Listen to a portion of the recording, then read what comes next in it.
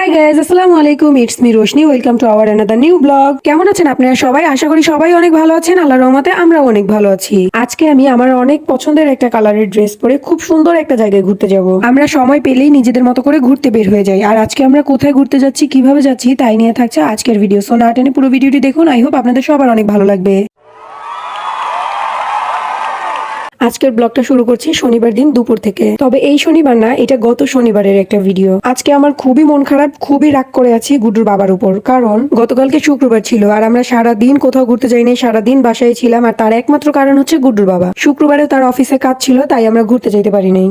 আর এই জন্যই খুব মন খারাপ করে রাগ করে এখানে বসেছিলাম। আর তখন আসছে তিনি হাসতে হাসতে আমার রাগ ভাঙাইতে। প্রথমে তো ইচ্ছা করছিল আজকেও বাইরে যাব না, পরে ভাবলাম রাগ করে থেকে কি লাভ, এতে তো নিজেরই লস। আর এত করে যেহেতু রিকোয়েস্ট করছে তাই ভাবলাম মেনেই যাই। কারণ কেউ রাগ ভাঙাতে আসলে তার মান রাখা উচিত, এতে করে তাদের মধ্যকার সম্পর্কটা আরো বেশি ভালো হয়। গুডুর বাবা আমার রাগ ভাঙানোর জন্য আমাকে বলছিল আজকে তুমি শাড়ি পরবা, তাও আবার আমার পছন্দ মতো। আর এমন একটা শাড়ি বের করছে যেটা আমার খুব পছন্দের কালার। আর এই তো আমি রেডি হওয়া শুরু করলাম। তবে সাজুগুজুর মধ্যে আমার সব থেকে পছন্দের পার্ট হচ্ছে লেন্স পরা।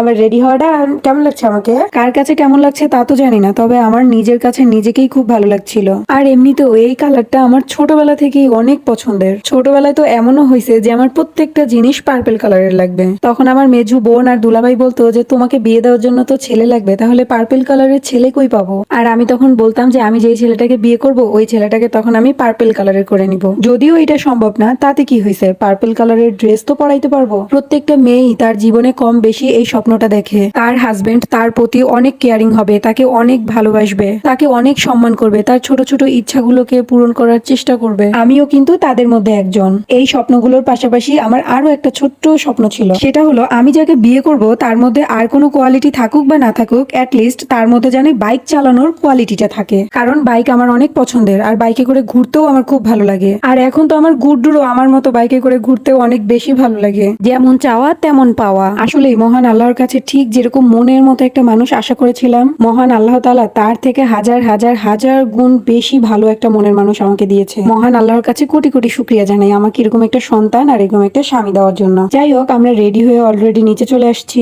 রাস্তায় আসলে আমার গুড্ডুর জন্য হাঁস মুরগিগুলি একটু শান্তিতে থাকতে পারে না। কোথায় হাঁস আছে কোথায় মুরগি আছে শুধু সেগুলি খুঁজবে আর তার পিছু পিছু দৌড়াবে। যাওয়ার পথে গুড্ডুর বাবা কিছু টাকা নিয়ে নিল যাতে আমরা ভরপুর খেতে পারি। তবে আজকের ওয়েদারটা জাস্ট ওয়াও। বিশেষ করে আকাশটা এত ভালো লাগছিল, মনে হচ্ছিল ওই দূরে মেঘের উপরে যদি একটা ছোট্ট বাড়ি করে থাকতে পারতাম। ইস, যাই হোক, এতক্ষণ ধরে বকবক করছি কিন্তু আজকে কোথায় আসছি সেটাই তো বলা হয়নি। আজকে আমরা আসছি বীর চট্টলা রেস্টুরেন্টে। এখন বলে দিচ্ছি এত সুন্দর রেস্টুরেন্টটা কোথায়। এইটা হচ্ছে জামাল খান ইনোভা হসপিটালের একদম পাশে। তারপরে যদি চিনতে সমস্যা হয় তাহলে আপনারা প্রথমে জামাল খান চলে আসবেন, আর যেখানে আসলেই দেখবেন এরকম রাস্তার পাশে একদম ওপেন ফিশ একুরিয়াম, তার ঠিক অপোজিট সাইডেই হচ্ছে বীর চট্টলা। এই রেস্টুরেন্টটা খুবই সুন্দর, আর এই রেস্টুরেন্টের সাথে মিল রেখে আমি আজকে এত সুন্দর একটা শাড়ি পরে আসছি। রেস্টুরেন্টের ভেতরে ডেকোরেশন আর এখানে খাবার দাবার কেমন তা থাকছে নেক্সট ব্লগে। আপনারাও চাইলে কিন্তু এত সুন্দর একটা রেস্টুরেন্টে এসে ভিজিট করতে পারেন। আমার আজকের ব্লগটা এই পর্যন্তই, দেখা হবে অন্য কোনো ব্লগে। ততক্ষণ পর্যন্ত ভালো থাকবেন, সুস্থ থাকবেন, আর আমাদের জন্য বেশি বেশি দোয়া করবেন। আল্লাহ হাফেজ। আর আমার ভিডিওটা যদি ভালো লাগে তাহলে অবশ্যই একটা লাইক দিয়ে আমার চ্যানেলটাকে সাবস্ক্রাইব করে দিবেন। Tata, bye bye.